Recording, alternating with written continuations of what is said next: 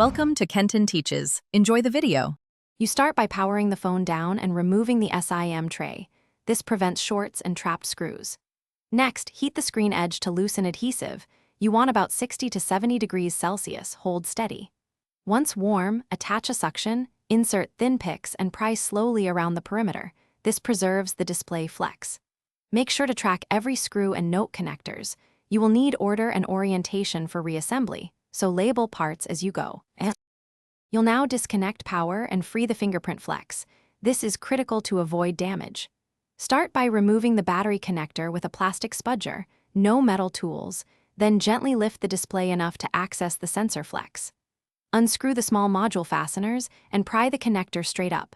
Sideways force will tear traces. Once released, lift the sensor assembly slowly while observing any adhesive or shielding. Keep magnets or metallic tools away from the sensor electronics. You finish by detaching the sensor from its bracket. Do this with steady force, using a nylon pick if needed, and set the part aside. Once out, clean any glue residue with isopropyl and apply fresh adhesive strips to ensure proper sealing and alignment for the screen. Reconnect display and other flexes, then reconnect the battery last.